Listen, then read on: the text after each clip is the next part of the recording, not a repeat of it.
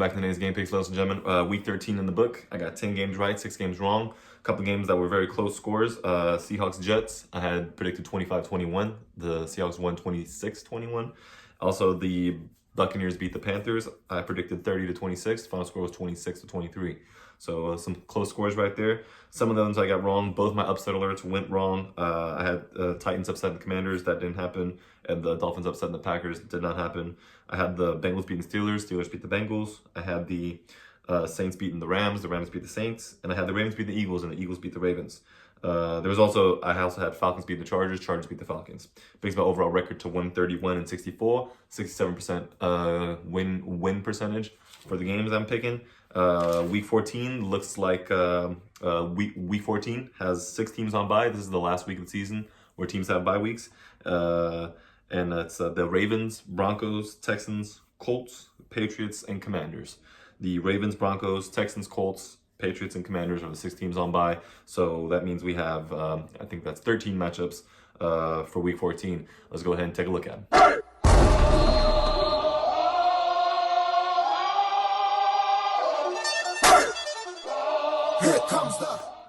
All right, guys. So the Lions, the Packers, I should say, had a game on both Lions and the Packers. Both played on Thanksgiving Thursday. Now they are opening up the week on Thursday Night Football. NFC North clash matchup.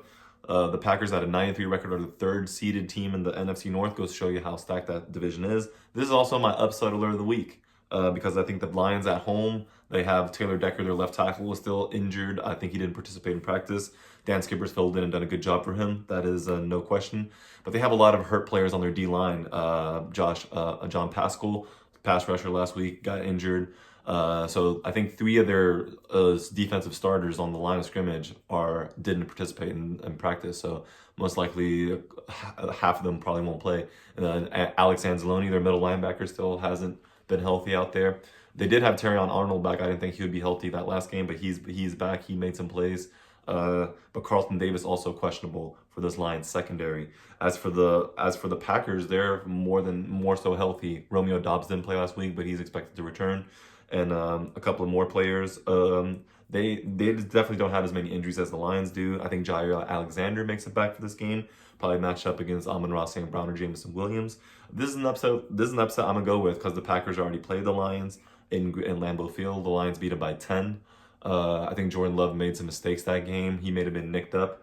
But last year was when Jordan Love was making a good stretch towards the end of the year where he was looking very efficient. Josh Jacobs has come into his own. I think the Lions, led up in the second half against the Bears. The Bears almost came back and won that game.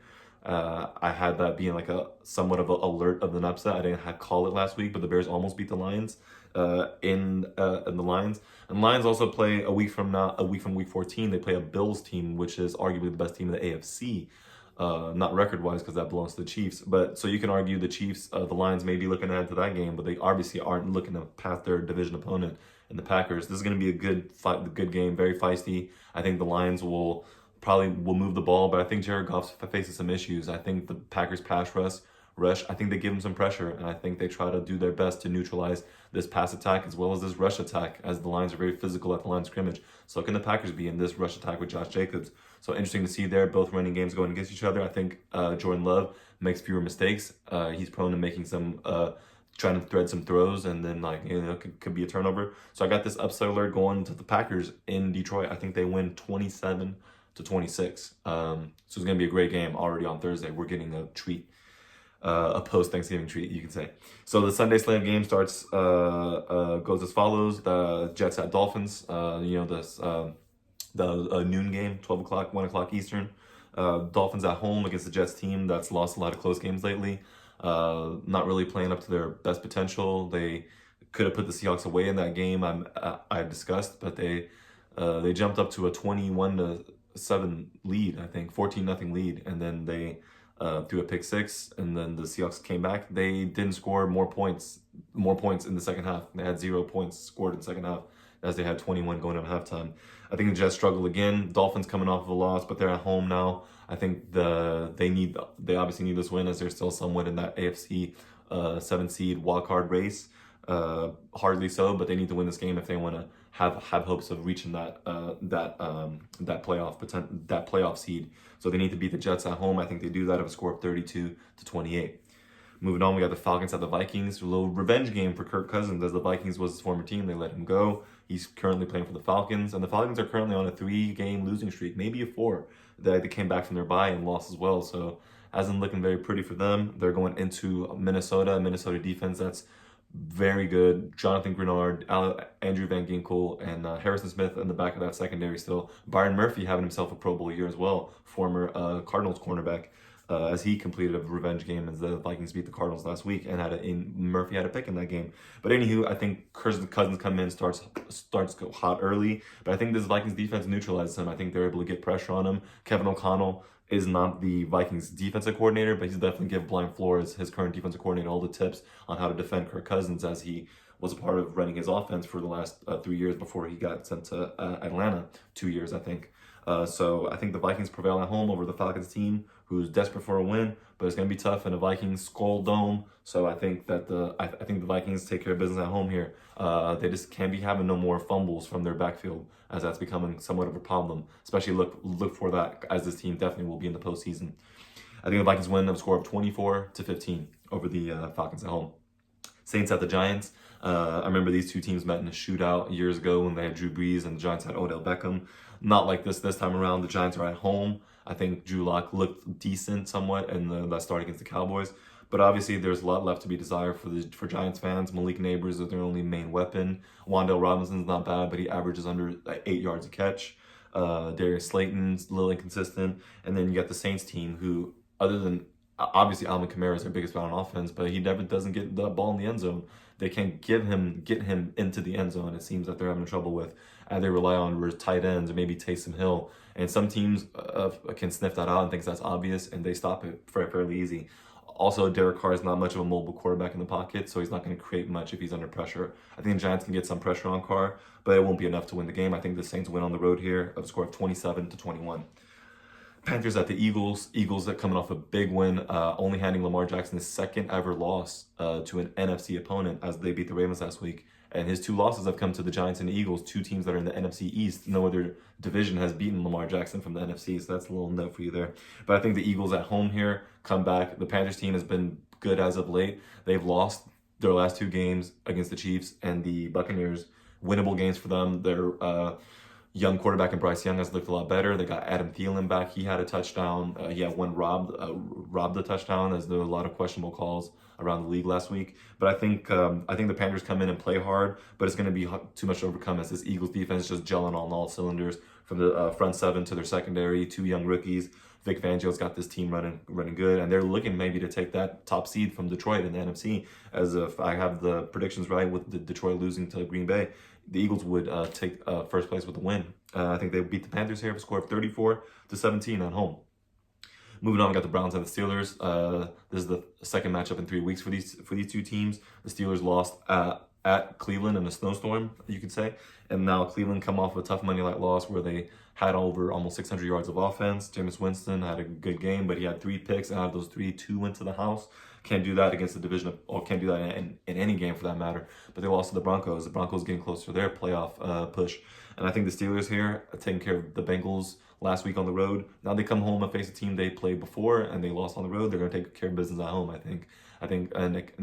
John Herbig, backup. Alex Highsmith's backup. Cam Hayward, T.J. Watt. And this secondary usually bends but never breaks. I think this is a good philosophy for them. Russell Wilson is very accurate, has been accurate on the deep balls. Him and George Pickens are finding a tune, and he's using other weapons. Pat Fryermuth's getting involved. That's big for the Steelers' offense, as they have been stagnant. There's been some stagnation there, but obviously it's gotten working pretty well with Wilson at the helm. So I think they take care of the Browns here, a division matchup at home. I think they win 27-19. I think they're able to run the ball and force the Browns to pass. The Browns will probably move the ball okay, but in the red zone is where they'll struggle, I see. Now the Raiders at the Buccaneers. Buccaneers are at home, hosting a 2-10 Raiders team. Was in position to win last week on Black Friday against the Chiefs. Was another potential game that you're looking at the Chiefs like, wow, this could be the game they lose. Another game for them losing. Raiders couldn't pull it off. Now they go on the road against the Buccaneers team. It's getting their players back healthy. That's going to be scary for whoever has to go guard Mike Evans, as he has a massive, nice one-handed grab last week against the Giants. And this two-headed monster running back, Bucky Irving and Rashad White. They have a third running back too, who's pretty solid, rookie named Sam Ruckert, I believe. So this is going to be hard for the Raiders to stop if they can't contain them. It'll be a long day. I think they can get some pressure on Mayfield, but as long as he's not forcing no throws and causing turnovers, the only way the Raiders have a chance here is to force him to throw, force Tampa Bay to turn the ball over. They have to take the ball away from Tampa Bay. I don't see that happening. I think the Buccaneers prevail at home with a score of 35-20 over the Las Vegas Raiders. Jaguars at Titans, AFC South Division matchup.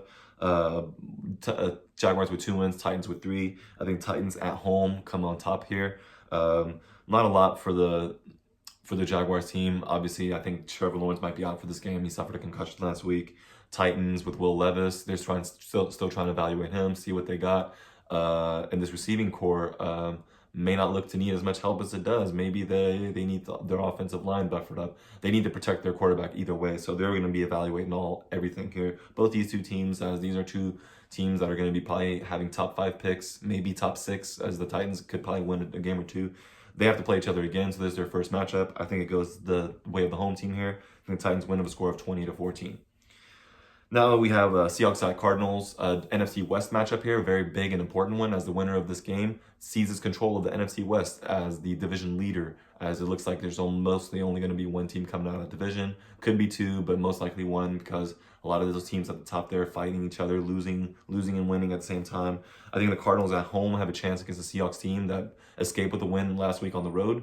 And this is also the second matchup in 3 weeks for these two teams, as the Cardinals lost in Seattle. I think they come home here. They left a lot of opportunities, left a lot of points on the table when they played them 2 weeks ago. I think they get that cleaned up. I think Murray knows how important this game is. They have to make the playoffs. Jonathan Gannon's second year. They have momentum, but there obviously is consistency is where they're lacking. And if they can beat the Seahawks here, I think they'll have a good shot at winning this division, considering they have to play 2 more division games before the season ends against the Rams and the Niners each. And the Seahawks also have to face the Rams again, and they just have to face the Rams again. So they have to take care of Seattle to make sure they can't, control their own destiny, as the Cardinals obviously want to control their own. But I think they get that done here. I think the Cardinals offense makes fewer mistakes than the Seahawks offense, but I could see some points being scored, some penalties, a little grittiness, 2 teams that are just really want to fight each other, and for good reason, because it's playoff seeding at stake for both of them. I think the Cardinals win at home though, score of 30-27 over the Seattle Seahawks. Moving on, we got the Bills at the Rams. Bills on the road against the Rams team, who had a big important win last week against the Saints team. They're at 500 now, the Rams. And they also, as I mentioned, have to play the San Francisco 49ers again and the Seahawks again. And I believe they play the Cardinals again one more time too. They have 3 more division games. This is an important game for them. Those 3 games are important for them, and it's going to be hard to beat a Buffalo Bills team that is red hot right now. Josh Allen, this offense is clicking on a lot of levels, and their defense looks pretty scary, especially at home in the Buffalo's cold weather.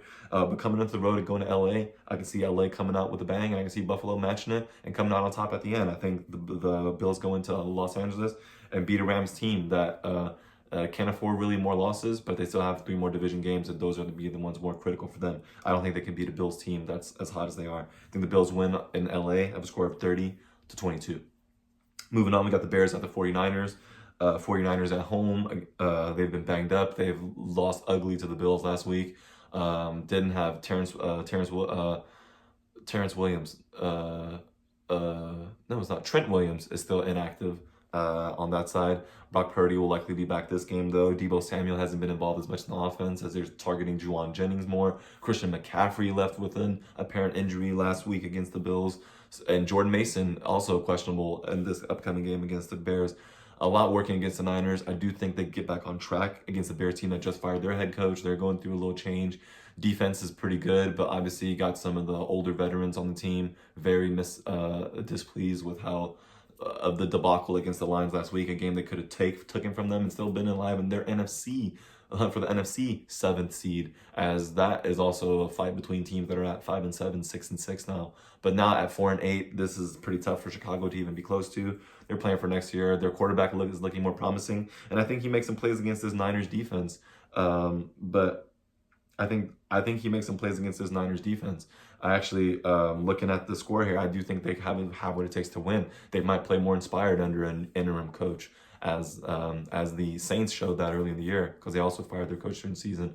Only team that really didn't show that was the Jets. But however, I think the Niners are against it. They're a hurt team. I think the Bears can beat up on that better team. They are more healthy. They're very frustrated after three back-to-back weeks against division opponents and all lost in close, dramatic fashion. Maybe this is the game where they just get that out their system. It might not be, but I think it could be this game. So I think they go into San Francisco and completely end and shatter the Niners' chance for also making a push for that 7 seed NFC wildcard race spot, as they're not completely out of it either, are the Niners. But losing this game might as well write them off as not making the playoffs either. So maybe the Bears do this. I think they do. They go into San Francisco and win a score of 24-23.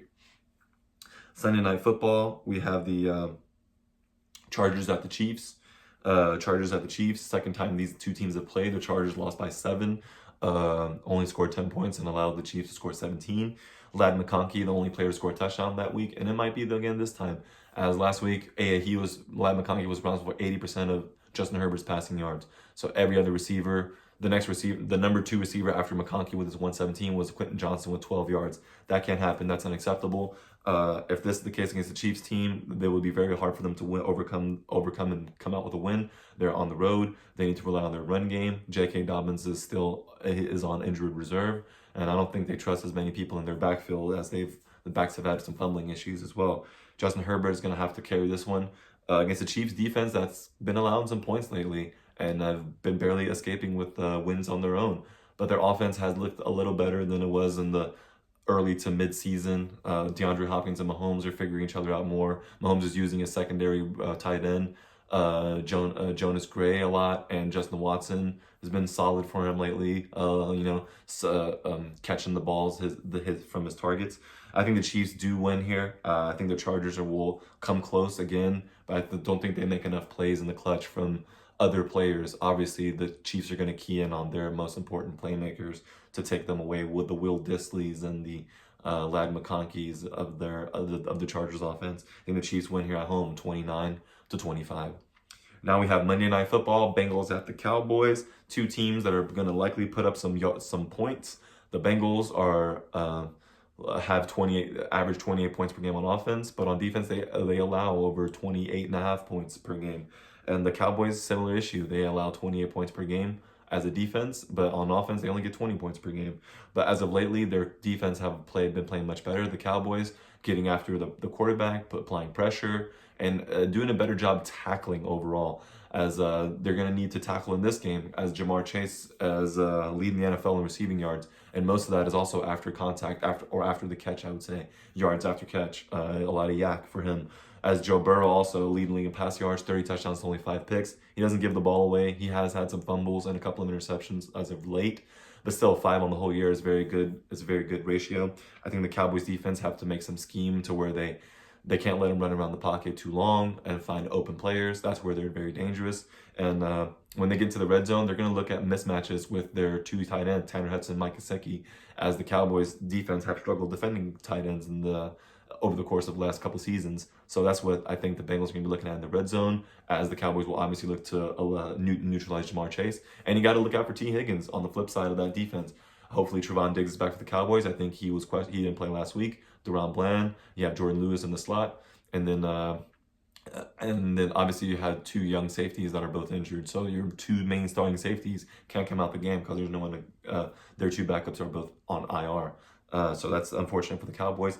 At home, though, coming on a 2-game win streak, I think they find the protection. This Cincinnati defense, other than Trey Hendrickson, don't apply a lot of pressure. This is probably they could help. And if with that pressure, they could run against them on like certain third downs where there's a light box. That's going to be the Cowboys' key, is to have a decent balance of passing versus running, as they had against the Giants, and they came out with a win. So they need to have this balance to keep the Bengals offense off the field more than likely, to where it's too little too late, because the Bengals are going to get their yards on offense. They're going to attack, but the Cowboys have to do their best to keep the ball out of their hands as much as they can. I think they do that here on Monday Night Football, and they keep their wild card 7 seed race alive as other NFC teams are also trying to do this late in the season. I think they win with a score of 37-31, hanging the Bengals, their 9th loss of the season.